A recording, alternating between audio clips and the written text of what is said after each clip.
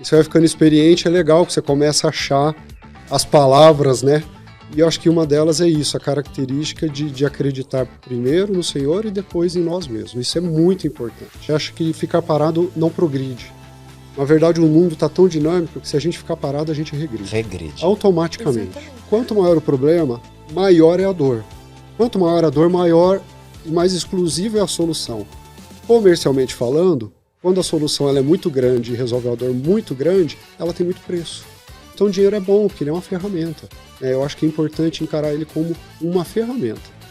É como uma chave de fenda, um carro. É uma ferramenta bacana para a gente saber usar e ajudar o próximo e nos ajudar. O que eu levo em consideração, primeiro, é fazer o certo. Independente se ele é fácil ou difícil de realizar. A gente tem que tomar cuidado para que a tecnologia não roube o nosso tempo. Olá, você está no Pode Agir Mais, o podcast da Autossuficiência Brasil. Sempre com dicas e histórias inspiradoras sobre carreira, empreendedorismo, educação, finanças e saúde emocional. Todos os episódios do Pode Agir Mais estão disponíveis em vídeo no canal do YouTube da Autossuficiência Brasil e em áudio nas principais plataformas de podcast do Brasil. Olá pessoal, sejam todos muito bem-vindos ao episódio de hoje do Pode Agir Mais, o seu canal de podcast, o canal de podcast da Autossuficiência Brasil. Nós estamos no YouTube, Autossuficiência Brasil, vai lá e siga as nossas mídias sociais e também nas principais plataformas de podcast do Brasil.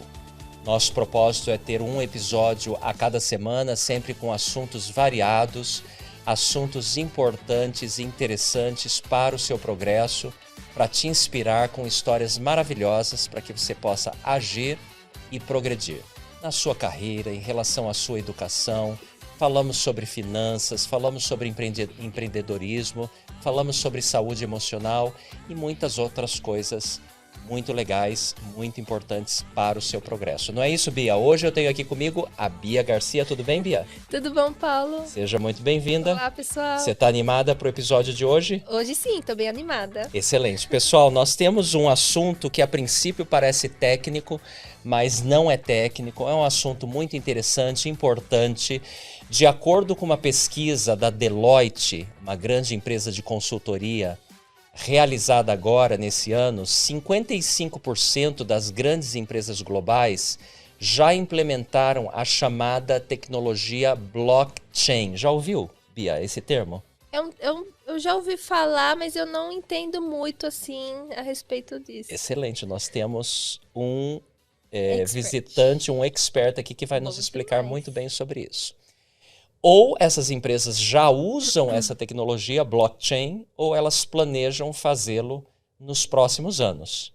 Além disso, o mercado de blockchain, olha só os números, que expressivos, deve ultrapassar 39 bilhões de dólares em termos de valores até 2025. Pouco tempo, né? Um crescimento bastante significativo. Grandes empresas como, por exemplo, IBM, Microsoft, JP Morgan, que é um banco, Walmart, todas essas grandes empresas já adotaram e utilizam essa tecnologia que é revolucionária em todas as operações. Aqui no Brasil, pessoal, estima-se que o mercado de blockchain alcance 8,4 bilhões de dólares em valor até 2025. Estando presente em grandes empresas brasileiras como o Banco Bradesco, Petrobras, Itaú, Vale, especialmente bancos, né, que utilizam essa tecnologia aí de segurança. E hoje nós temos o prazer de ter aqui conosco um grande especialista em blockchain aqui no Brasil, que é o Michel Vitali. Michel, seja muito bem-vindo, tudo bem? Tudo, obrigado. Estamos muito felizes com a sua presença e participação aqui no nosso Pode Agir Mais hoje. Eu fico contente de estar aqui. Que bom. O Michel, ele deixou a carreira de executivo internacional na área de tecnologia, e os mais jovens geralmente têm muito interesse, né, na área de tecnologia, então fiquem bem atentos que nós vamos aprender coisas muito interessantes. Ele trabalhava na Volkswagen e ele montou a primeira SA tokenizada. Olha, prestem atenção nessa expressão, tokenizada, que vem da palavra token, né, em inglês. Aqui do Brasil, uma das pioneiras do mundo, e ele vai explicar para a gente daqui a pouquinho. O Michel, pessoal, Ele é nascido aqui pertinho de nós, né, em São Bernardo do Campo. Ele atualmente é o CEO da Trust Digital, segurança jurídica e blockchain para tokenização de ativos reais, sendo a primeira SA tokenizada do Brasil.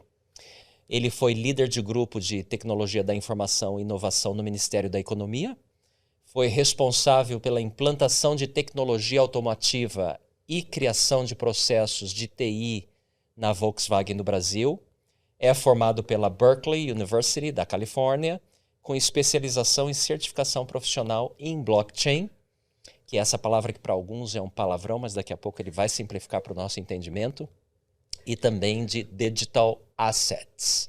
Ele é casado com a Virgínia e tem 2 filhos. Novamente, Michel, muito bem-vindo. Eu gostaria de começar pedindo para você contar um pouco da sua história. Quem é você e como que você chegou nessa posição que você tem hoje? Pode ser? Pode sim. Muito obrigado. Eu quero só fazer Você introduziu ali tão bem essas aplicações da tecnologia. Só porque como está quente aqui, o quente que eu digo assim, está fresquinho, eu vou colocar só mais um. Excelente. Para o pessoal continuar nos acompanhando aqui firme e forte até o final. Além da tecnologia blockchain de aplicação com todas essas empresas, tem também o Banco Central, porque em breve o nosso dinheiro também vai ser tokenizado. Tudo significa virtual, praticamente. Pelo Banco Central do Brasil. Olha só. Esse também.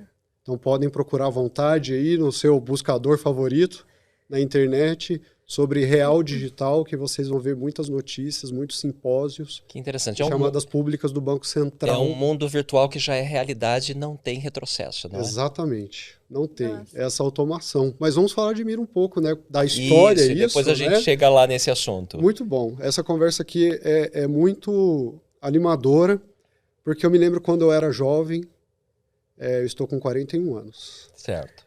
Mas quando eu era jovem parecia... causa tanta ansiedade, né, Paulo e Bia? De tanta incerteza, como é que vai ser o futuro, como serão as coisas, né? Sim. E aí, conforme as coisas iam acontecendo, fazendo aqui uma retrospectiva aqui comigo mesmo, parecia um pouco confuso. Agora que eu olho para trás, parece que é uma linha reta, assim, perfeita, sabe? Porque tem muito a ver com a fé que a gente precisa ter, né? No Pai Celestial e também em nós mesmos. É isso aí. Eu acho que essa é a primeira mensagem, assim, que a gente vai ficando mais experiente, né, Paulo? E é legal ficar experiente. Você começa a se conhecer, exato. Né? Você olha para trás e vê que vale a pena, né? Isso, e às vezes a gente tem, quando é jovem, dificuldade de identificar algumas virtudes e alguns defeitos, né, em nós mesmos, né? E você vai ficando experiente, é legal, que você começa a achar as palavras, né? E eu acho que uma delas é isso, a característica de acreditar primeiro no Senhor e depois em nós mesmos. Isso é muito importante. E você sempre acreditou em você, Michel, no seu Não, potencial? Nem Como sempre. É que era lá, especialmente na sua juventude? Não, nem sempre. É aquela história, né? A gente tende naturalmente a se comparar, né? Isso é natural. Não é saudável, mas é orgânico, né? Naturalmente acontece. E a gente vê algumas pessoas fazendo um pouco mais, outras fazendo um pouco menos, e eu acho que é uma mensagem boa, assim, que eu trago para mim, da gente conversar, é que nenhum dos dois é bacana. Se você se compara com alguém que está a mais... Você se frustra. Você se frustra, pode ser um gatilho para inveja. Ou para depressão. Ou qualquer coisa do tipo, desânimo, não é mesmo? Se você se compara com alguém um pouco menos, você pode se sentir orgulhoso, exaltado, que também não é bom. Não é bom. Não é nada bom. Atrapalha o progresso. Atrapalha, né? Você entra numa zona de conforto falsa, né? E atrapalha. E é ruim, né? Porque parece que para você estar bem tem que comparar com alguém que está mal. E não é essa torcida, né? Muito pelo contrário, é contribuir para todo mundo ficar bem, respeitando ali a vontade de cada um. Mas eu venho então de uma família muito amorosa. Tive uma conversa com a minha mãe no passado que foi muito legal, porque ela teve a iniciativa de procurar um outro trabalho para o meu pai, porque ele era caminhoneiro e ela estava apaixonada por ele. Ela trabalhava numa loja de sapatos e ela queria casar com ele, mas não queria casar com um caminhoneiro. Não pela profissão, é porque ela estava muito focada em constituir uma família e ter um marido o mais presente possível com ela. Então, por conta disso, ela resolveu procurar, na época, um um vereador que pôde ajudá-los na outra empresa e meu pai deixou a profissão de caminhoneiro. E aí, depois de um tempo, ela deixou de trabalhar para que tivesse os filhos. E ela falou que tomou uma decisão, numa época não muito favorável para a família, financeiramente falando. E eu perguntei para ela por que ela fez isso. E aí foi a segunda lição que eu aprendi. O primeiro foi iniciativa. Acho que é bom o pessoal que estiver nos acompanhando, né? E anotando algumas palavras-chave que a gente aprende com a vida, né? Primeiro é iniciativa. Segundo, que minha mãe me falou uma coisa fantástica. Ela disse assim, eu deixei o trabalho, mesmo não podendo, porque eu decidi que poderia faltar qualquer coisa dentro da nossa casa. Até mesmo comida. Só não poderia faltar amor. Que linda lição. Foi fantástico isso para mim. Então eu aprendi a questão da iniciativa, né, dela procurar, foi prospectar, né? Sim, ela foi atrás daquilo que ela queria. Essa lição do amor, que é muito importante a gente ter amor próprio, amor pelo semelhante, amor pelos pais, pelos irmãos, né? Que é a base de tudo. É a base de tudo, né? Ter respeito pelo próximo e por nós, né? E então eu venho de uma família de que não nos faltou nada, mesmo ela tendo tomado essa decisão muito corajosa, mas também era uma família que eu precisei, assim como minhas irmãs, os meus pais, todo mundo correr muito, que eu acredito que é o normal para 99,9% das famílias. É a vida, né? E aqueles que estão na posição mais tranquila certamente tiveram que correr também em algum momento. Ou alguém da família teve. Exato, ou seja, 100% é o padrão, tem que correr. Então acho que isso é outra palavra para a gente colocar aqui na nossa conversa, assim como palavra-chave, correr atrás, né? Ficar sentado esperando, nada acontece. Não adianta, né? Se ficar parado esperando, sabe o que acontece, Bia? A gente não acha que ficar parado não progride. Na verdade, o mundo está tão dinâmico que se a gente ficar parado, a gente regride. Regride. Automaticamente. Exatamente. Você não fica parado. Ficar parado não fica parado. É isso aí. Parece meio filosófico, mas não fica. Automaticamente você começa a ir para trás. O mundo é muito rápido, é muito veloz, né? Mas venho dessa família aí carinhosa, amorosa, com seus desafios, com seus momentos de lazer, com seus problemas, mas sempre estudando. Isso que eu ia perguntar, em termos de educação, quando começa uma guinada na sua vida, no ensino médio, como é que foi? Então, sempre começou de forma muito curiosa da minha parte. Eu sempre quis aprender muito a aplicação.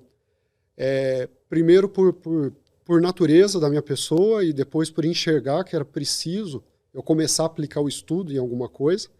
Eu não estava sentado ali na sala de aula apenas para cumprir um currículo de 8 anos, 12. Tinha algum propósito. Eu acho que isso é muito importante. É o aprender e o agir, né? Aplicar na vida o que você está aprendendo. Pode agir mais, né? Pode agir mais, não é mesmo? Isso aí. Então, o que eu precisei fazer? Eu comecei a prestar muita atenção em como eu aplicava tudo aquilo no dia a dia. E isso foi me chamando muita atenção. Primeiro, era uma curiosidade minha como pessoa, e segundo, que eu comecei a entender que eu precisava começar a aplicar isso. E aí, na busca dessa aplicação, teve um gatilho interessante de autossuficiência. Eu não usava essa palavra para mim, né? Mas o que era? Um dia, eu sou de São Bernardo do Campo, a maior pista de skate da América Latina está ali. E aí um dia o meu pai chegou do trabalho, e Paulo, eu falei, pai, eu preciso te pedir uma coisa. E ele falou o quê? Eu falei, eu queria um pouco de dinheiro. Ele falou, pra quê? Eu falei, que eu quero comprar um skate e quero comprar linha para soltar pipa. Eu estava, acho que com 11 anos, mais ou menos, para 12, e meu pai falou, não vou dar. E eu perguntei por quê, e ele disse o seguinte, porque você vai ficar o dia inteiro na rua, sua mãe vai ficar louca da vida, eu trabalho demais, eu vou chegar em casa e ela vai me deixar maluco. E como eu quero um pouco de sossego, e quero dar um pouco de sossego para sua mãe também, te conhecendo, porque eu sempre fui muito de agir, né? Dinâmico. E aí ele falou, não. E aí eu falei, naquele ímpeto, né, da sabedoria dos 12 anos de idade, né, eu falei, pronto, então eu vou procurar um emprego. E meu pai, aprendi uma lição com meu pai, porque ele falou assim, se você procurar um trabalho, o dinheiro é seu, você pode fazer o que você quiser. Meu pai me ensinou duas coisas muito legais ali. Primeiro, apesar de eu estar com 12 anos, ele me colocou na mesma altura que ele. Era uma criança, ele me tratou como um homem. E segundo, que ele me ensinou autonomia. Você vai trabalhar, o dinheiro é seu, as escolhas são suas. E isso foi muito interessante. Com 13 anos, ali de 12 para 13, eu fui trabalhar no dia 7 de setembro no mercadinho, Ajudando a empacotar Eu as ficava compras. eu ficava num canto lá que pesava arroz a granel, leite em pó, arroz, sabe? E eu comecei no dia 7 de setembro e fiquei lá por um ano. No dia 7 de setembro do ano seguinte eu saí de lá, Não parou de estudar, com não parei de certeza. estudar em hipótese alguma e também não comprei o pipa e a linha. O pipa, a linha e o skate. Já não tinha mais tempo para isso. É, né? a importância dos frutos do trabalho, né? Você começa a reconhecer de outra forma. E aí eu entendi que eu queria um pouquinho mais e queria continuar trabalhando, sempre gostei, né, de ser ativo, como você disse. E aí eu procurei um emprego num escritório de contabilidade. E comecei como office boy. Você já tinha o quê? 14, 15 anos? 14 para 15. E era um escritório enorme, eu e o meu patrão. Olha só. Até então era só ele. Eu era o funcionário número um, né? Porque o dois não existia, né? Era exato. ele. E aí eu comecei então a trabalhar como office boy e cansei de vir de São Bernardo para São Paulo várias vezes. E Office boy, pessoal, para quê? Para a geração mais nova que não conhece essa terminologia, né? Era aquele menino pastinha. que fazia tudo. Pega o envelope e vai para cima, Vai vai no para banco, baixo. vai no escritório disso ou daquilo. Estamos falando da época totalmente analógica, Exatamente, né, Paulo? não tinha Sem nada smartphone, digital, né? o celular era uma Não dava raridade. pra mandar um e-mail? Não, Não, brincadeira. não dava para mandar um e-mail, não Quase tinha não WhatsApp. dava para mandar um e-mail, mas os impostos eram na máquina de datilografia. E isso que eu estou falando não é tão longe, eu estou falando de 98 para 99. Exato, a internet já estava iniciando. Estava iniciando, mas ter um e-mail era um luxo, né? Aham. E então buscava ali notas fiscais de um cliente, levava para o escritório, o patrão processava aquilo, eu devolvia como office boy, né? O garoto de ofícios, É né? isso aí. Pro cliente. E nesse meio tempo, eu fazia, nessa de ir para um lado e para o outro, e eu vinha muito para São Paulo, eu passava ali na Praça da Sé, eu sou da época que um cachorro quente com 2 salsichas era R$1. Se eu não falasse a idade ali no começo, o pessoal ia descobrir agora, né, Paulo? Exatamente, faz tempo. E eu ficava olhando aquilo e falei, poxa, eu quero, e o dinheiro contado. E aí eu comecei com, tudo para mim é gatilho, né? Eu tenho uma mania eu não conhecia muita expressão, para mim todo limão tem que virar limonada doce. É a personalidade da gente, É né? uma Mas boa dá pra atitude em procurar. relação à vida, não é, Michel? É uma boa atitude, mas o legal para quem nos estiver assistindo, nos ouvindo, é que dá para moldar essa personalidade, que é uma questão de pensamento, sabe? Como empreendedor, eu vou dar um passinho para trás e volto para cá já, tá? Onde a gente está. Eu vivo de problemas. Tem gente que diz que quem tem muito problema fica depressivo. Eu não estou dizendo que isso não é motivo, e com muito respeito, a gente tem que ter muito amor por isso. Mas o meu ponto, mas é um jargão, assim, uma colocação, pô, eu tenho tanto problema, né? Vou até ficar aqui, né, cabisbaixo, down, né? Eu fico muito contente quando eu tenho muito problema. Muito, primeiro. Você é um resolvedor de problemas. E quanto natural. maior o problema, Mais você gosta. mais eu gosto, porque quanto maior o problema, maior é a dor. Quanto maior a dor, maior e mais exclusiva é a solução. Comercialmente falando, quando a solução ela é muito grande e resolve a dor muito grande, ela tem muito preço. E a gente precisa ganhar dinheiro para estudar mais, Claro, para viajar, para claro. ajudar outras pessoas, né? Quer O dizer, dinheiro é uma ferramenta, não é mesmo? Você é valorizado conforme as soluções que você propõe para os problemas alheios. Exatamente, exatamente. Então, e é bom ganhar dinheiro porque o dinheiro é uma ferramenta. Uhum. Isso é muito legal de se perceber. O dinheiro é uma ferramenta para você ajudar outras pessoas, para você ter condições de comprar mais livros, para você poder estudar em outra escola, para você fazer uma alimentação melhor, que muitas vezes o seu trabalho está num lugar e a escola está na outra ponta da cidade, e aí você tem um pouco mais de ânimo, de energia para estudar. Então o dinheiro é bom, porque ele é uma ferramenta. Eu acho que é importante encarar ele como uma ferramenta.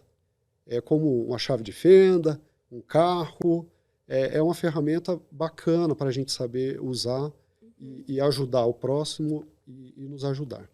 E aí, então, o que eu fiz? Sempre comecei a pensar muito nessas dores, e aí um dia, lá como office boy, eu tinha uma dor. Eu quero comer desses lanches aí, o dinheiro está contado para o ônibus, o que eu faço? E eu comecei a pegar um papel e colocar os pontos que eu tinha que cobrir na cidade, e comecei a fazer uns atalhos para mim mesmo, porque eu conhecia muitas ruas, o bairro, falei, pô, mas eu pego esse ônibus e tal que ele me pediu. Mas eu estou muito tempo na rua, eu sei que dali para lá. E aí um dia passou a filha do meu patrão lá no escritório, que foi visitá-lo, e ela falou, e Michel, tá fazendo itinerário? E eu falei, não, estou fazendo um circuito aqui para me sobrar um pouco de dinheiro, porque seu pai só me dá o dinheiro contado e eu quero comer um lanche. Aí ela me bateu no ombro assim, ela falou, então, moleque, isso aí é um itinerário. Você vê, né? Eu estava fazendo algo que eu nem sabia o Não nome sabia o que daquilo. era. E quem estiver nos acompanhando, a itinerária é quando a gente traça uma rota, né, Paulo Exato. e Guia, né? Quero ir por ali, mas eu tenho depois que ir para lá e depois para outro ponto. Poxa, vamos otimizar o tempo aqui, né? Senão vai ficar fazendo muito zigue-zague. Então eu comecei a reconhecer essa minha postura e um dia, quando eu fui fazer o meu trabalho de office boy, que era levar papéis e trazer papéis, eu percebi que eu buscava notas fiscais do cliente ali do escritório.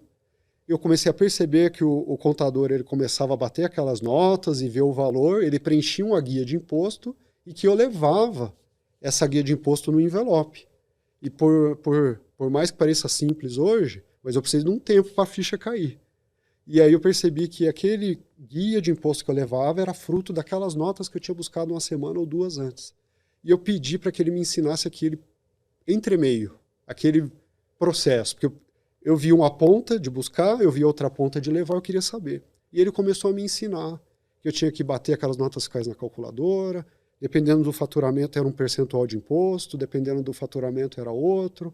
Aí ele me mostrou o livro onde eu pegava o percentual de imposto para poder aplicar. Aí ele me deixou fazer 1, 2, foi vendo a máquina de escrever. E aí eu fui começando a fazer legalização de empresa é alterar a empresa de um lado para outro, é tirar um sócio. Aí eu comecei a ter acesso a contratos sociais, aí comecei a ficar mais inteirado de português, de jargão jurídico.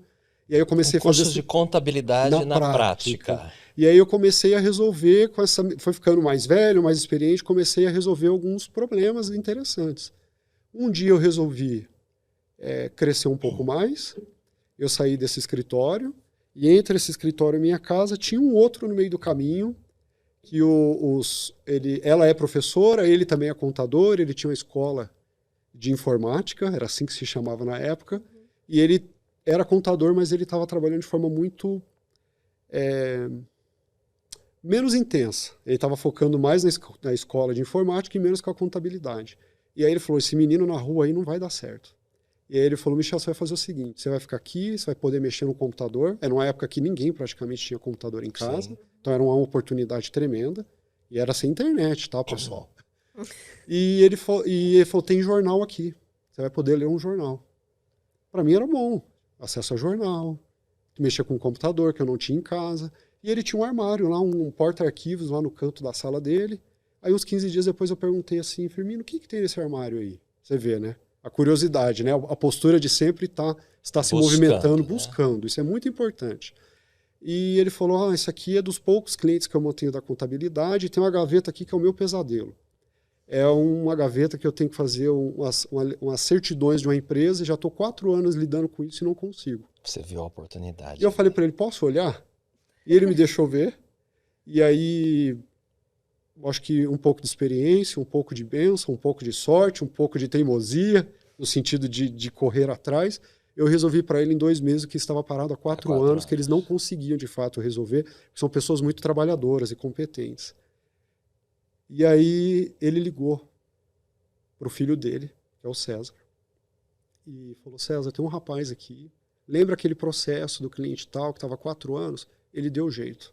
E o César do outro lado da linha falou, mas não é possível, ele falou, mas ele deu jeito. E aí eu consegui um trabalho no escritório de contabilidade com 16 pessoas. E você tinha quantos anos? 17 para 18 quase. Nossa. E aí eu saí de um escritório que era eu e mais um, e eu era o 17º. Aí eu já estava falando de 4 vezes o salário, sim. Aí eu tinha vale alimentação, vale transporte. Era outra empresa, outro escritório. Outro escritório. Imagino que seu antigo patrão sofreu para te deixar embora, não? Eu já tinha saído de lá, Paulo. E aí, né, só recapitulando, entre o ex-trabalho, né, o trabalho anterior, e a minha casa tinha um escritório novo que não tinha condições de me alocar, mas queria só que eu ficasse lendo jornal e computador. Okay. E foi lá que eu fiz isso para ele sem custo nenhum. Uhum. Ou seja, ele atirou no que viu quando me pediu para ficar lá e acertou no que não viu. É isso aí. E aí foi quando ele ligou pro filho dele que trabalhava no centro da cidade de São Bernardo, num escritório grande, que atendia metalúrgicas e tudo mais. E o filho dele te levou para lá. Aí meu filho me levou para lá, exatamente. E aí eu comecei a trabalhar ali, aprendi muito, aprendi contabilidade, fiz um curso de técnico e administração, mas sempre gostei de tecnologia. E um dia comecei a fazer faculdade de tecnologia em São Bernardo. Os 2 filhos do meu patrão, que era o contador ali, chefe do escritório, desses 16 funcionários, ela era colégio e faculdade. E ele estava tentando pegar a faculdade como cliente para ele, né? Que a gente fala pegar a conta, né? E ele não conseguia. E um dia eu estava com a camiseta, eu estava de All-Star, calça jeans e a camiseta laranja como a sua. Da faculdade. Minha ali, e eu estava passando pela faculdade que eu estava fazendo, acabando de fazer minha matrícula, e o diretor-geral estava passando pela roleta. E eu falei para ele, olha, eu vou começar a estudar aqui, você é o diretor. Ele falou, sou. Eu falei, eu trabalho no escritório de contabilidade muito bom. Eu falei, eu acho que você deveria conversar com o contador. E expliquei um pouco para ele da estrutura do escritório. E o escritório fechou o contrato com a faculdade. Olha só. E aí eu acabei Quer descobrindo... dizer, o espírito de vendedor você também estava desenvolvendo. Eu acho que é falar momento. mais que a boca, né, Paulo? A gente vai aprender a ser vendedor. Mas eu acho que sim, Paulo, é da natureza. Mas essa questão do agir, né? Eu acho que isso é muito importante, de estar em movimento, de buscar. E depois o Lima, que era o proprietário do escritório, falou, Michel, você sabia que lá é colégio também? Eu falei, sei. Você sabia que meus 2 filhos estudam lá? Eu falei, não. Você sabia que eu estou há 8 meses tentando marcar uma reunião com eles e não consigo? O que você falou? Eu disse, nada demais. Dali, eu fui para um outro escritório menor em Santo André, que é um escritório que a gente chama boutique. O que era legal? Era um escritório com pessoas, uma menor quantidade de pessoas, mas o cliente, o volume de dinheiro e de negócios era muito maior. Sim. E aí eu comecei a fazer escrituração fiscal de uma empresa austríaca que fazia engenharia naval e espacial. Enquanto isso, você ainda estava estudando tecnologia. Estudando tecnologia. Ainda estava estudando tecnologia. E aí eu continuei estudando tecnologia. Tive a oportunidade de fazer um serviço voluntário por 2 anos. E deixei, então, o meu trabalho. Tive muitos desafios, faltando 20 dias para poder... Aonde foi seu trabalho voluntário? Em Curitiba. Eu sou de São Bernardo e fiquei 2 anos em Curitiba. E fiz esse trabalho voluntário e tive ali o meu grande desafio, porque faltando 1 semana para eu ir para esse meu trabalho voluntário, me bateram na porta, literalmente me oferecendo um emprego, que na época eu saí de um trabalho de R$150 para outro de 450, que era um bom salário na época, era um excelente salário na época, e vou fazer proporções assim... 4 salários mínimos, talvez. Um pouco mais até... E aí me ofereceram um de 10 salários mínimos. Uau. 10 para 12. E eu estava muito decidido que eu precisava fazer aquele serviço voluntário. E eu tive a oportunidade nesse trabalho voluntário de aprender inglês. E um dia um grande homem com o sobrenome Arnold botou a mão no meu ombro e falou, aprenda inglês que eu te prometo que o seu futuro vai ser diferente. E ele olhou no meu olho e me fez essa promessa. E aí eu fui estudar inglês. Tive a oportunidade, depois desses 2 anos, de voltar para casa e fui trabalhar num local chamado CTM, sendo instrutor bilíngue para americanos, né, falando de aplicação de relações públicas, né, e prospecção, Sim. vamos colocar assim. E um dia a Volkswagen do Brasil estava trabalhando para contratar pessoas de TI que falassem inglês. Você já tinha terminado a faculdade? Ainda não. Até migrei ela aqui para Paulista. E aí estava estudando aqui na Paulista na época. E aí eles resolveram mudar. Eles resolveram contratar pessoas que falavam inglês e que eles iam ensinar lá a profissão de TI, o que precisava fazer no setor. E aí eu consegui, fiz uma entrevista no dia 8 de janeiro, estava trabalhando na Volkswagen no Brasil. E aí eu fiquei lá por 2 anos. E aí, como ela tem muitas vagas, e nessa postura sempre de agir, de cavucar, de procurar, de ficar inquieto no bom sentido, né? De querer aprender, apareceu uma vaga em Curitiba. Lembra que eu fiz um trabalho voluntário em Curitiba, voltei para São Bernardo. Conhecia. E aí lá em Curitiba era um setor internacional. Lá não era para cuidar da Volkswagen do Paraná. Era para trabalhar no grupo Volkswagen no mundo inteiro. Olha só, Michel, você já estava fluente em inglês nessa época? Estava bem afiado já. Quase fluente. Quer dizer, o inglês de fato faz uma diferença muito grande nas carreiras. Faz. E a promessa feita lá para você se cumpriu. Cumpriu, acho que um pouco mais até. Mas se cumpriu sim. Porque aí eu tive a oportunidade de fazer um estágio lá de 1 semana. Eles estavam vendo como eu iria me comportar. E aí vem outra coisa legal.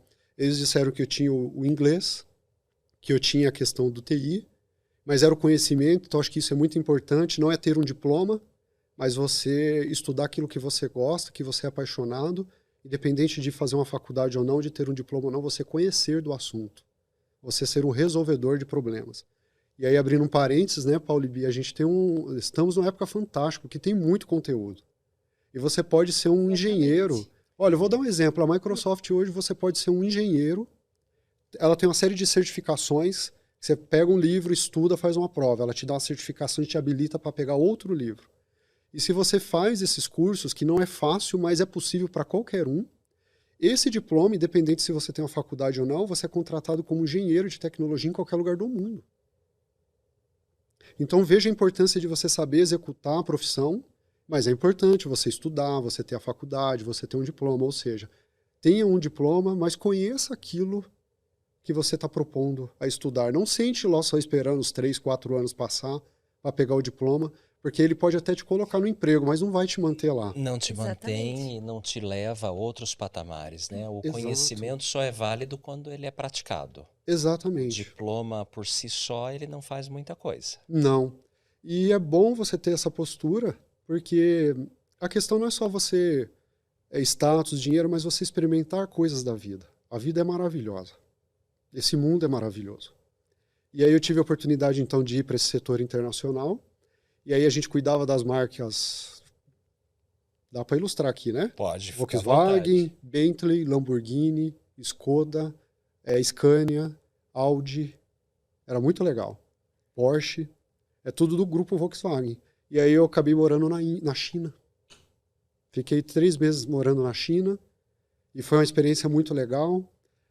Porque Qual pude... cidade você morou lá? Fiquei em Xangai e morei também em Hangzhou.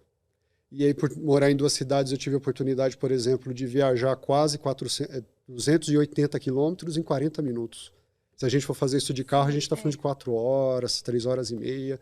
E eu fazia porque era um trem que andava a 300 por hora. Trem bala, né? Isso era muito legal, Bia, porque aí você começa a ter experiências legais, sabe? Conhece outras Diferentes, culturas. né? Aham.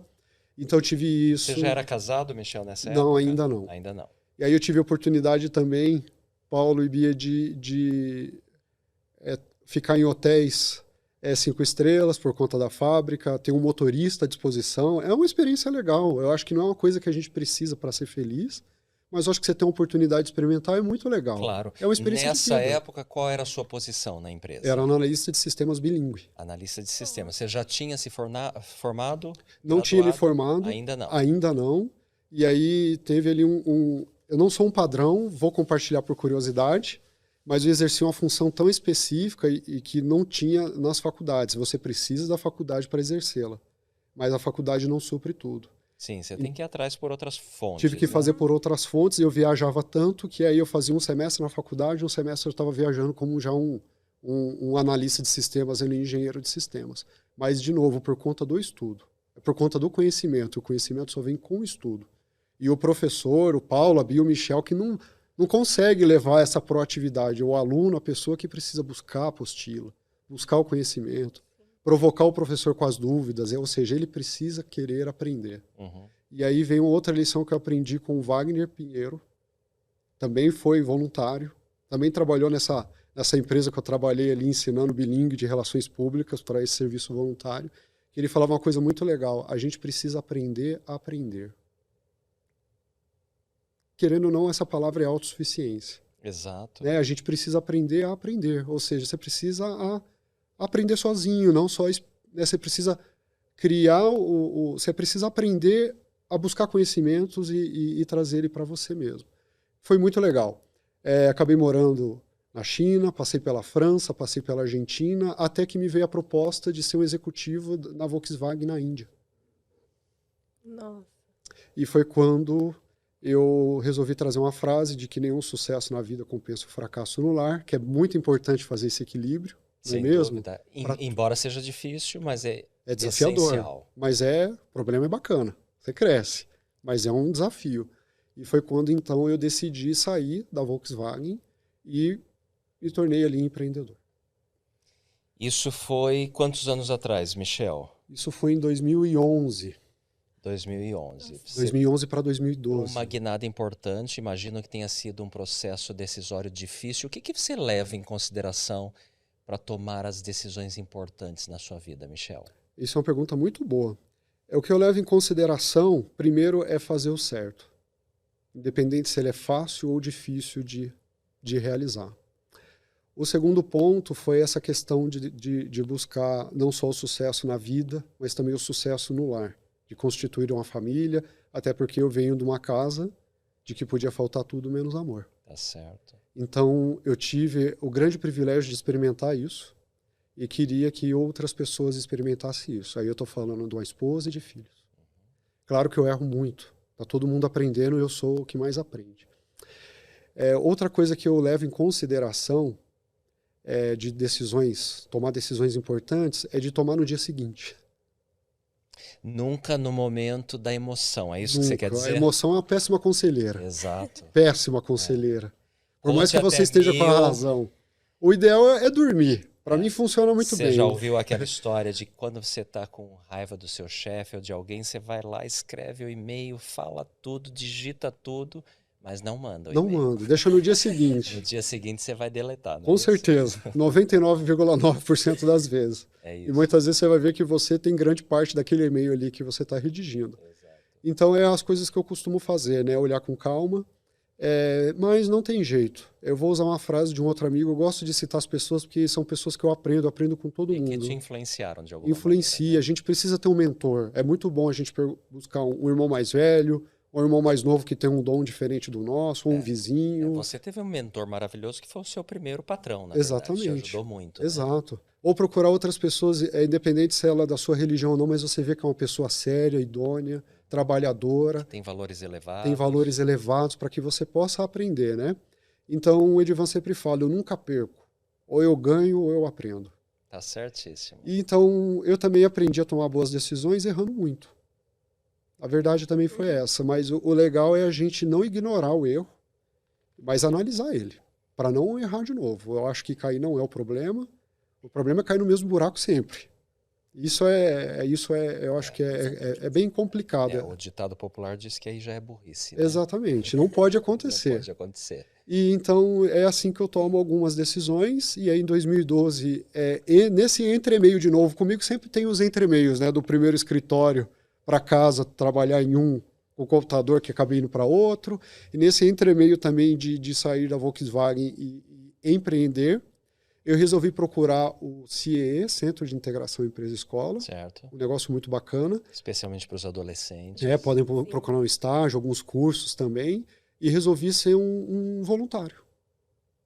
E aí quando eu cheguei lá, eles estavam fazendo e fazem um excelente trabalho, mas aí eu olhei um pouco da minha profissão, para onde o mundo estava indo, e um pouco dos cursos sendo oferecidos. Não tinha nada de errado. Mas aí quando eu olhei o público, eu vi que tinha muito adolescente. Aí eu fiz um exercício de empatia, que é se colocar no lugar de outra pessoa, né? E eu falei, acho que eu vou começar a ensinar um pouco de internet. E aí acabou sendo o primeiro curso de marketing digital gratuito do Brasil. Olha só. E foi bem na época que eu peguei o case do Barack Obama, que ele se elegeu, e foi graças ao marketing digital. E aí acabou virando notícia no jornal. E aí eu acabei prestando consultoria para faculdades federais, para a Sesc Paraná, e acabou me abrindo outras empresas, mas de novo, eu procurei fazer o que eu podia de melhor, não procurei jornal nem matéria. E isso tudo começou como voluntário. Como a importância voluntário. do trabalho voluntário, porque na verdade, como voluntário você serve a outras pessoas, mas na maioria das vezes você vai aprender muito com outras pessoas. A gente vai ajudar e no final você é ajudado. Exato. Você vai para servir e é servido. Vai para ensinar e é você que aprende. E aí aquilo ali me trouxe assim, uma série de oportunidades. Foi quando eu abri o meu escritório também de marketing digital, mas a gente resolvia muito problema de tecnologia, de software, que não era muito ali comum para uma agência de marketing digital. E aí acabei criando, então, uma empresa de desenvolvimento web. E aí, quando foi em 2016, a gente tinha um grande problema, porque sites eram muito caros para pequenas empresas. Era muito caro. Uhum. Aí, porque você tem um servidor para o site funcionar, você tem o domínio, que é o www.empresadabia.com.br, aí já é um custo, aí você tem um desenvolvedor para desenvolver o site. Para pequenas empresas é muito pesado, ele tem o dinheiro de uma coisa e não tem da outra, né? Exato. E aí foi quando eu resolvi falar, poxa, isso é um baita de um problema. Um dia eu escrevi num quadro lá no escritório, e se o Google quebrasse? E coloquei um ponto de interrogação. E aí começaram a caçoar de mim, Bia. Não pira, que cachaça é essa? Ficou doido, o que está acontecendo? E um dia, às 11 da noite, eu estava no escritório, olhando para o meu e-mail, e olhei para o quadro, e me deu um estalo. Eu falei, olha, nós vamos desenvolver uma plataforma que vai fazer sites em até 24 horas, com espaço para foto, para vídeo, com mapa, comentários, que custe apenas R$1 por dia e que não precise deles terem custo de servidor e de domínio. E aí o pessoal falou que era impossível, Bia. E aí quando fala para mim que é impossível, é um baita de um problema. Me motiva que eu falei, poxa, se é impossível é um grande problema. Então vamos ver até onde a gente consegue chegar. Se é impossível, então não tem barreira, não tem o que ser feito. Mas vamos ver então até o quão perto do impossível a gente chega. Consegue. Isso, vamos fazer isso de exercício. E aí conseguimos resolver essa solução. Chamamos de Marte.com. O que você procura está em Marte. Não está mais no ar, por isso que eu estou fazendo aqui, não é jabá. E aí o que aconteceu? Naquela época o Discovery colocou um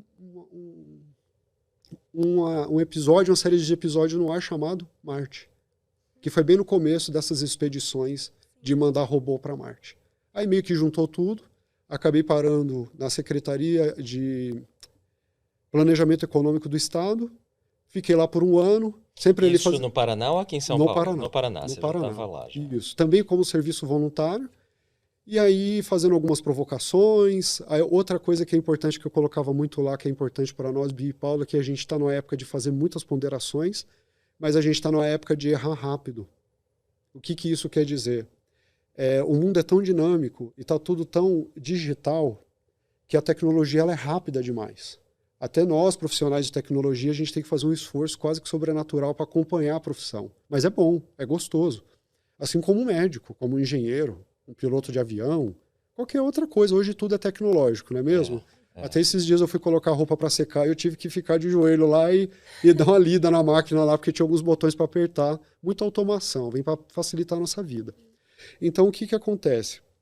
Fiquei analisando tudo aquilo ali e eu falava, olha, a gente está numa época de errar menos, tem que planejar muito para errar menos, mas não pode gastar muito tempo no planejamento quando se trata de tecnologia. Porque senão você já sai atrasado. Você sai atrasado. Quando você sai para fazer, o bonde já passou, né? Ou seja, é assim, você erra menos, mas erra rápido. Porque quanto mais rápido você erra, mais rápido você descobre o caminho certo também. Corrigir, né? Isso, não é de forma inconsequente, não é isso. E aí eu falava muito disso. E um dia eu fui parar no Ministério da Economia. Me fizeram o convite para que eu fosse lá, ser líder, contribuir. No dia que eu cheguei lá, Bia, olha só, o servidor federal de carreira, ele ia anunciar a aposentadoria dele. E entre as pautas que ia acontecer, é de que precisava eleger um novo líder de tecnologia. E lá tinha muita pessoa experiente, mas eram todos advogados, administradores ou economistas. O único da área de tecnologia que chegou naquele dia fui eu. Era você. Aí fizeram lá a proposição, ofertaram o meu nome, todo mundo votou e concordou. E naquele dia eu assumi como líder de tecnologia e inovação. E aí tive a oportunidade de participar de várias palestras. Não como funcionário concursado. Não como funcionário concursado, nem indicação política. Mas aí eu tive experiências fantásticas de participar em reuniões de consulados, um consulado da Inglaterra. Tive oportunidades de sentar em palestras com o ministro da Economia. E você ficou lá quanto tempo? Eu fiquei lá por 4 anos. 4 anos. Além da minha empresa, ainda viajava muito para Brasília, executando esse trabalho presencial e remoto. Aprendi demais. Michel, muito legal. Vamos falar um pouquinho daquela palavra difícil agora? Vamos. Entrar um pouquinho nas tecnicalidades. Aí, Bia, lembra do blockchain? Sim. Tá curiosa para saber? Sim, e de outros termos também, Criptomoeda, tokenização. O que é isso, né? O que são esses palavrões todos? Muito Muita gente bom. não sabe, né? Ô, Bia, eu vou fazer uma pergunta aqui que não tem certo ou errado, tá? Tá bom, Mas se eu vamos te lá. perguntasse assim, o que é blockchain? Me fala o que você acha que é. Não estamos preocupados se você vai acertar ou errar a resposta, não é Bloco, isso? talvez algo que impeça ou bloqueie alguma ação e tratando de tecnologia dentro do site. E quando eu falo assim, blockchain, o que te vem na cabeça aí quando você vê muita coisa do mercado, vê o pessoal falando desse termo? Se eu falar blockchain, o que te vem na cabeça? Moedas virtuais? Moedinha? Não, Bitcoin? não. Não? Não sei, eu acho que me lembrou mais alguma coisa de segurança. Legal. Por exemplo, algum método de segurança, alguma coisa assim. Muito bom. Então vamos falar aqui de forma bem simplificada, Bem tá? didática. Bem didática mesmo. Então, o blockchain é uma tecnologia que você funciona como o cartório que a gente conhece, onde a gente reconhece firma da assinatura, registra documentos. Ele é um cartório onde você faz registros. Só que ele tem uma característica muito legal. Ninguém é dono dele. Como que funciona? É uma tecnologia que roda na internet e que você pode colocar o seu computador, você pendura ali o seu computador, essa é a rede, né? Você coloca o seu computador ali, você liga, para você oferecer poder de processamento do seu computador para essa rede. E aí o que você acaba fazendo? Esse cartório inteiro, que não são esses documentos de RG, CPF, para o pessoal ficar mais tranquilo, mas todos os dados desse cartório, ele também vem para a sua máquina. E aí você começa a fazer uma coisa muito legal. Porque agora você consegue fazer processamento de forma muito segura. Porque se um dia, por exemplo, eu, você, o Paulo e mais 10 pessoas estamos com os nossos computadores nessa rede, todo mundo tem uma cópia.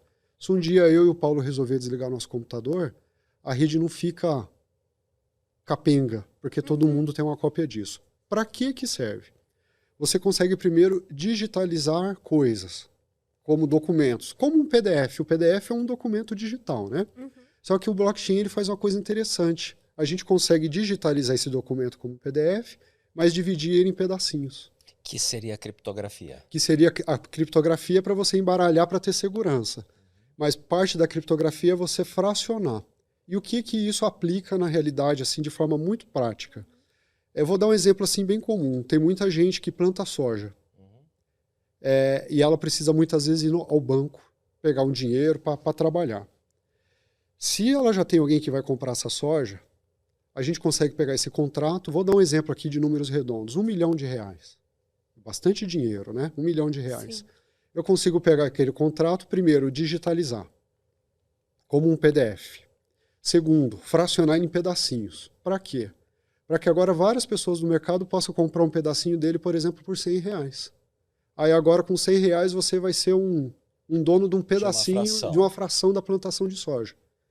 E aí isso se chama antecipação de recebíveis, né? O que é isso? Eu estou antecipando aquilo que eu, plantador de soja, ia receber. Como? Com o mercado. Quando o comprador da soja pagar pela soja, ele não vai pagar mais para mim. Vai pagar para aquelas pessoas que são agora proprietárias desses pedacinhos da plantação de soja. Então o blockchain vai além de um sistema de segurança.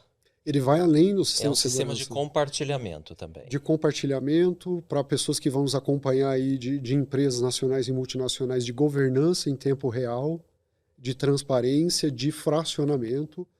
E uma aplicação dela é com criptomoedas, que é o Bitcoin, que todo mundo tanto conhece ou já ouviu falar. Mas eu trabalho, como você leu no começo, com ativos reais. O que é um ativo real? Uma casa. É a plantação de soja. A plantação de soja. O dinheiro das maquininhas, da maquininha do cartão lá do balcão do restaurante, que ele só vai receber daqui 30 dias. Uma herança. Dá para se trabalhar. O que a sua empresa faz exatamente, Michel? Muito bom. Então a gente aplicou uma coisa muito interessante. O mercado sempre busca... Nós temos um mercado dividido em 3 colunas. A, B e C. Coluna A, vamos colocar microempresas. Elas vão para o banco pegar dinheiro e elas têm lá, às vezes, alguma dificuldade porque precisa dar muitas garantias. Se ela tivesse tudo aquilo de garantia, ela não precisaria do dinheiro. Claro. É o modelo do mercado, não estou dizendo que é bom nem que é ruim, é uma característica. Nós temos a coluna C, que são grandes empresas que fazem o que nós chamamos de IPO, que é a oferta pública, que é a abertura de capital. Na B3, né, que é a Bolsa de Valores, não é mesmo? Que você é que nem a soja. Coloca lá seus papéis, pega dinheiro, por isso que a gente tem aí ações da Petrobras, por exemplo. Fraciona. E tem uma coluna do meio, que são empresas grandes, que o banco não atende mais os produtos do banco, mas ela ainda não é grande o suficiente para ter o capital aberto. Para ter o capital aberto. E nós estamos falando de 2 milhões de empresas que faturam até 500 milhões de reais por ano. E aí a gente estudou aquilo. As ações, existem SAs de capital aberto, que estão na Bolsa de Valores. E existem as SAs de capital fechado, que trabalham com ações, mas que não pode ofertar publicamente num site ou na TV. Mas pode ofertar de forma privada. Sim. Então, o que a gente estruturou? Olha que interessante. Vamos falar de capitanias hereditárias aqui, vou contar em 30 segundos. Cravo da Índia, porque o cravo vinha da Índia. Como que eles faziam? Era um navio, saía da Holanda, capitanias hereditárias, fazia lá a navegação, ia na Índia, pegava mercadoria, descia, saía vendendo para todo mundo. Chegou uma hora que o rei literalmente falou, não aguento mais bancar isso. Apesar de ser um bom negócio. E aí o navio só tinha metade do dinheiro para viajar, outra metade não tinha. As pessoas que estavam no porto, o pessoal que era encarregado daquele empreendimento, falava, Bia, você não quer, esse navio vai para a Índia, você não quer dar um pouco de dinheiro, e aí eu te dou, né, um papel dizendo que você me deu um pouco de dinheiro que eu vou colocar no navio. Quando ele voltar, ele dando resultado, eu divido o resultado contigo proporcional aqui que você deu de dinheiro. E isso que começou a história das ações e dos papéis. E isso foi acontecendo por muitos anos. Quando eu digo por muitos anos, eu estou falando até 2020, 2021. Ainda que você tenha softwares para cuidar, ainda eram os papéis. Então, um dia, procuramos, não estando mais no governo federal, eu procurei o governo federal, isso que foi interessante. Lembra aqueles meus conhecimentos ali, aquele contato jurídico, contratos lá da época de Office Boy?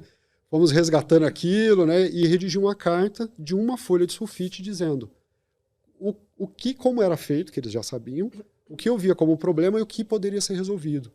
E que esses papéis poderiam ser digitais, que nem o Pix, por que ficar fazendo cheque? Pode fazer um Pix, né? Eu falei, para que ficar mexendo com os papéis de ações? Pode ser um Pix de ação, vamos colocar entre aspas para todo mundo entender, com blockchain. Vou fazer um parênteses aqui que eu acho que vai ajudar. O blockchain são frações como ficha de quermesse. Você compra uma ficha de quermesse, te dá dinheiro aí, tá ali uma Coca-Cola, uma coxinha, um espetinho. Qual que foi a tecnologia que emitiu aquela ficha? A gráfica. Certo. E te dá direito a um espetinho.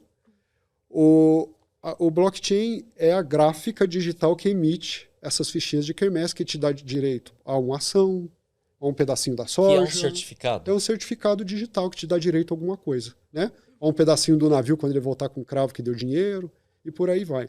E nós propomos fazer isso. Eles acataram.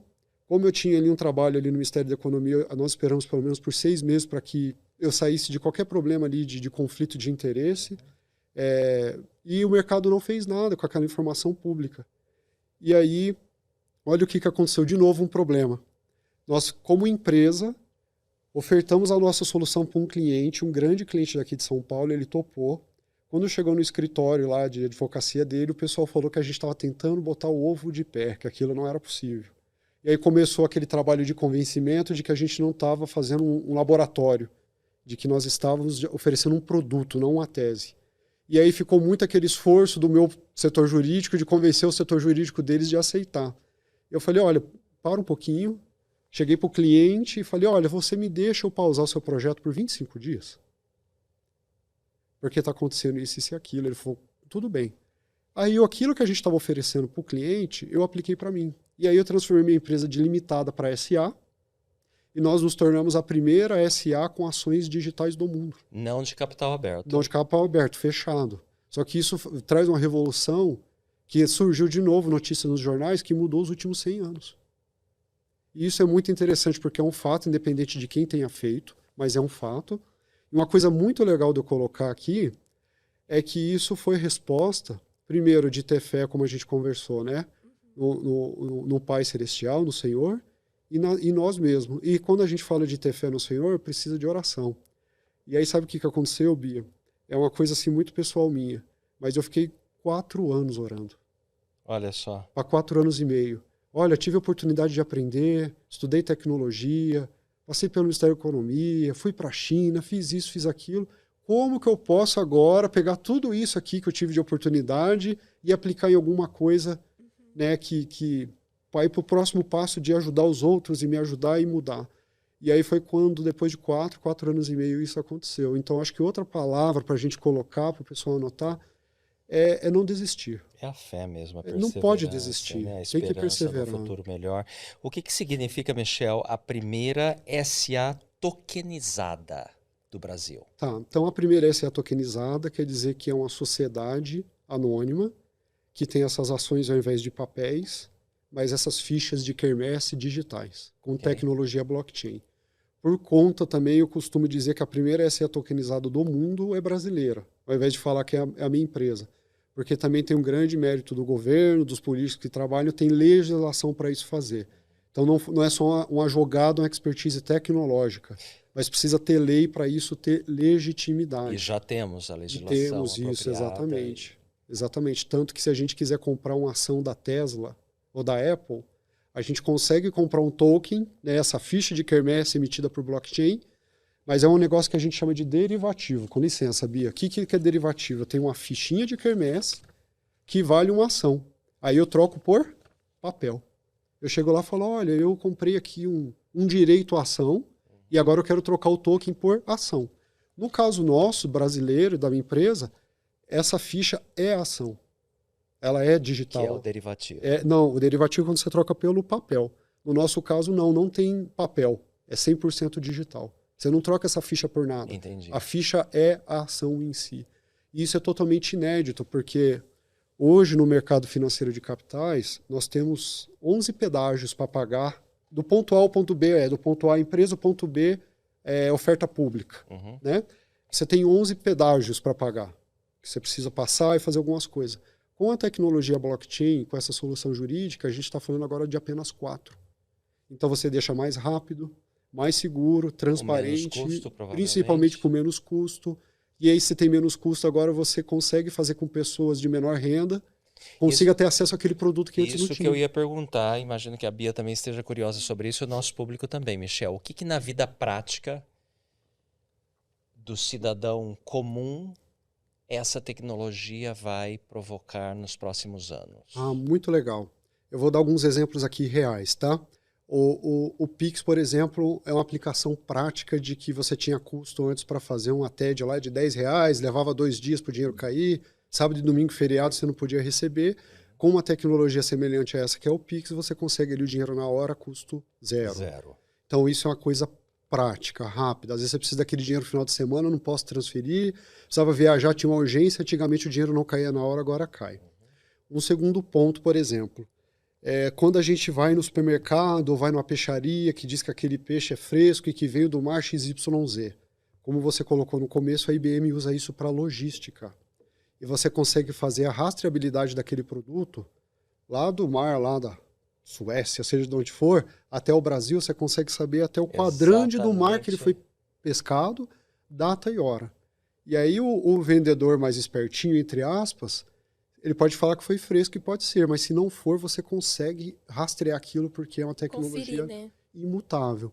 Outra coisa é pessoas, por exemplo, como cantores, compositores, esse pessoal que tem grupos novos, youtubers, influencers, eles conseguem hoje, por exemplo, fazer uma música e vender o direito autoral da música para pessoas comuns como a gente.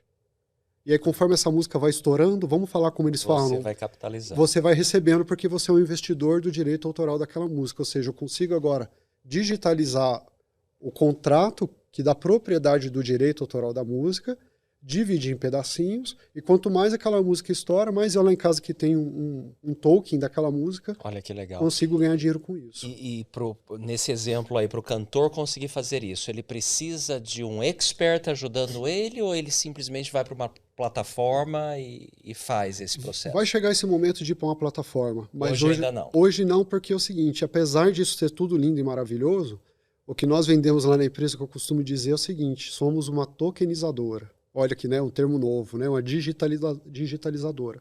Mas o meu produto não é token, o meu produto é segurança jurídica, ou seja, você precisa de um bom contrato, você tem que estruturar, né, esse papel aqui, digamos que ele vai ser um contrato, juridicamente para ele ser seguro para quem está vendendo, para quem está comprando, estruturar ele financeiramente para que ele dê dinheiro para quem está vendendo e para quem está comprando, para depois você digitalizar.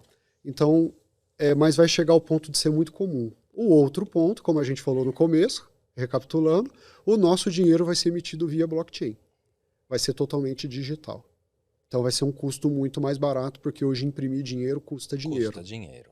Exatamente. Eu acho que já é uma mudança que ela está acontecendo, né? Bancos digitais, empréstimo digital. Se você quiser aumentar o seu limite, você faz pelo aplicativo. Você nem vai à agência porque não existe mais agência. Exatamente, já está começando, né, essa digitalização do nosso dinheiro. Tem uma coisa legal aqui que eu posso colocar na prática. Vamos lá. Com o real digital que vai ser emitido via blockchain, que é o Qual dinheiro a estimativa digital, de prazo para isso? até do final de 2023, eles já têm a primeira versão ali rodando, que vai funcionar como os testes, até 24 vai estar rodando. Aí já se fala depois também até de Pix internacional. Olha só. Olha que interessante. Como muda o mercado de câmbio? Será que de repente vai deixar de existir as casas de câmbio? É uma pergunta, né? Hoje nós temos os documentos do carro de compra e venda, que a gente chama de recibo de carro, né, Paulo? Ele sempre foi aquele papel verde. Sim. O pessoal deve ter visto na carteira do pai, da mãe ali, aquele papel. Hoje ele já é eletrônico, não é mesmo? Eu consigo fazer, é tudo por aplicativo. Olha que interessante. O documento do carro, ele é um direito de propriedade, não é mesmo? Exato. Dizendo que o carro é meu. Título. Eu posso digitalizar aquilo ali. Como hoje ele já está digitalizado, posso fazer via blockchain. Olha que interessante. Se eu tenho o documento do carro digitalizado e eu tenho o dinheiro digitalizado, eu não conheço a Bia. Eu estou vendendo o carro, ela está comprando. Com a tecnologia blockchain, no momento que ela fizer o pagamento, automaticamente o recibo vai para o nome dela. Mesmo que não corre o risco dela me mandar o dinheiro e eu não mandar o carro.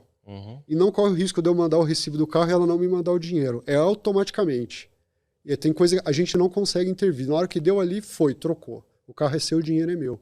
E aí vem mais duas perguntas. O que vai acontecer com o cartório para registrar a firma do recibo? Exato. E o que vai acontecer com o despachante? Porque o carro foi transferido automaticamente para ela. Perde a relevância, todo o papel do intermediador se vai, né? Vai. Então, o meu ponto de vista, de novo, falando de autossuficiência, de educação, de precisar agir, o que é?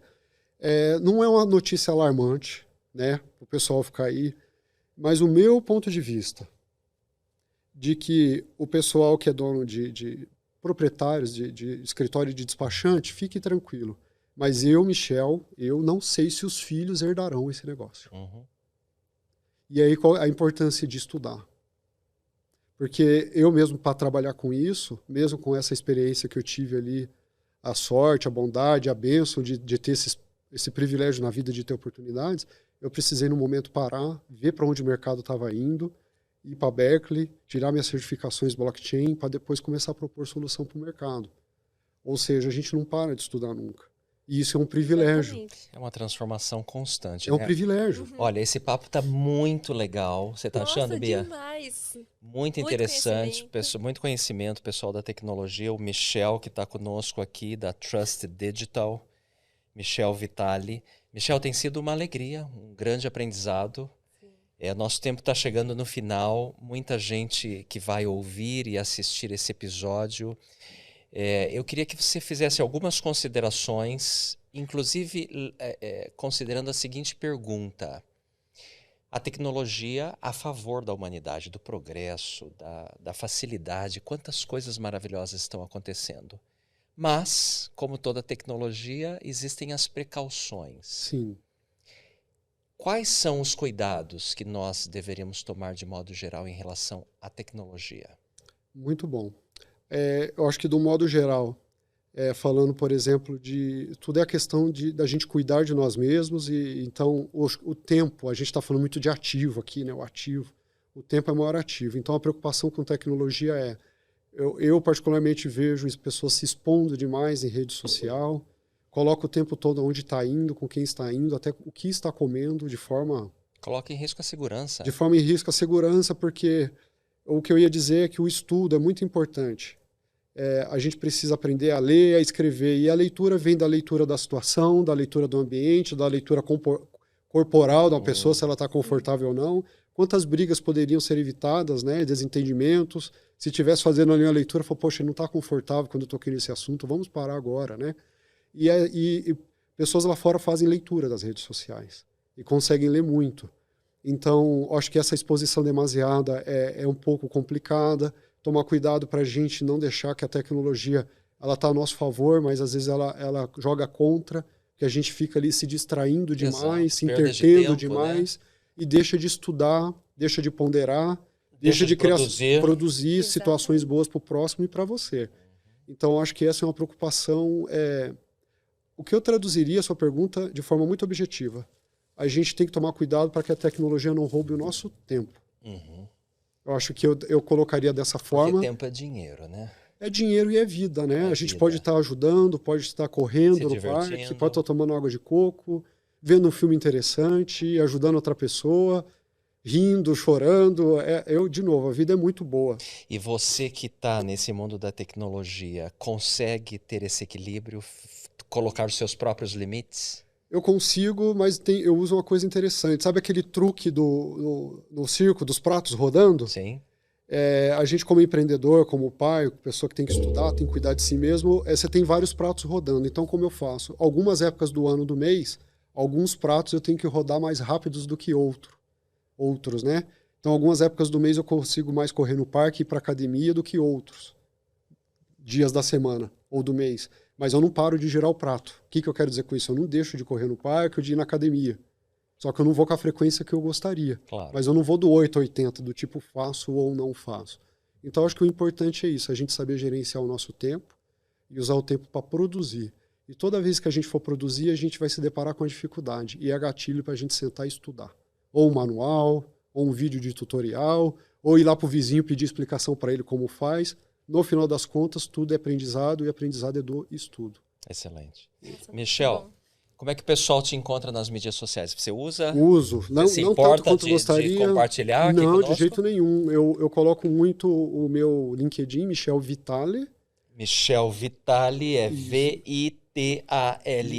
Exatamente. E o meu Facebook, assim, eu não coloco muito foto, mas eu sempre coloco umas frases lá que eu gosto, que me chamam a atenção, do tipo, eu nunca perco, eu ganho ou eu aprendo. Legal.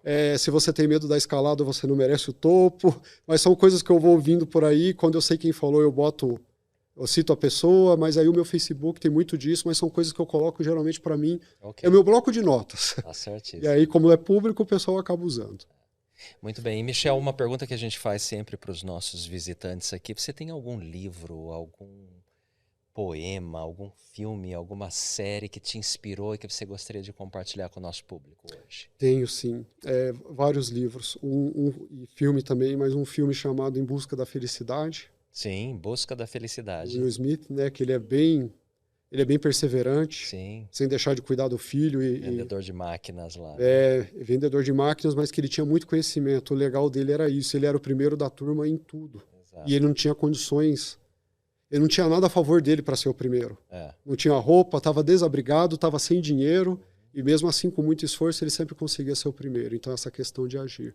Tem alguns livros que eu acompanho muito, né? Eu acho que as escrituras são importantes, né? Nos ajuda muito a aproximar da nossa essência, a ouvir nossos pensamentos, nossos sentimentos, receber orientações aí divinas, não é mesmo? Então, eu costumo muito. E tem um livro que eu leio muito com frequência, que ele se chama Organizações Exponenciais. E ele mostra muito como você pegar uma organização e fazer ela ser 10, 20, 30 vezes mais. E o legal é porque não tem uma receita de bolo, ele te mostra muito coisas que deram errado e para onde o mundo está indo, e aí ele é um baita de um provocador, assim, ele sempre está te beliscando para você pensar diferente, ele vai te destravando aos poucos. Que bom. Então é um que eu uso muito. E particularmente tem um livro que eu leio muito, que é o livro de Mormon. Exatamente, excelente. E eu aprendo demais ali em todos os aspectos, Muitas espirituais, físicos, de estratégia, de conversa, de postura, de decisão. Então são coisas que eu uso para minha vida o tempo todo e que eu leio várias vezes. Todos eles. E o filme também assisto várias vezes, cada época que eu vejo é uma coisa que eu aprendo. Michel, muito obrigado por ter compartilhado o seu conhecimento, suas histórias, muito inspirador, muito conhecimento. Gostou, Bia? Nossa, demais, muito bom mesmo. Excelente, pessoal.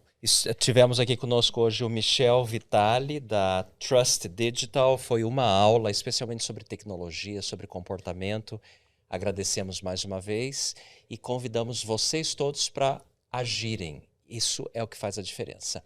Ainda há tempo, Bia, você tem um presente para o Michel? Sim, antes da gente finalizar, eu gostaria de deixar com você. Muito obrigado. A nossa caneca do Pode Agir Mais. Esse aqui? Essa aí. Muito Exatamente, bom, obrigado. Para levar de lembrança. Muito bom, muito obrigado mesmo. Obrigado você e o nosso convite para o nosso público para que haja. Isso é o que faz a diferença. Pessoal, assista esse ou outros episódios lá no YouTube da Autossuficiência Brasil ou nas principais plataformas de podcast do Brasil.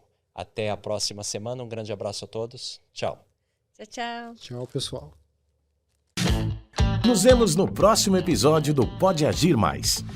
o podcast da Autossuficiência Brasil, sempre com dicas e histórias inspiradoras sobre carreira, empreendedorismo, educação, finanças e saúde emocional.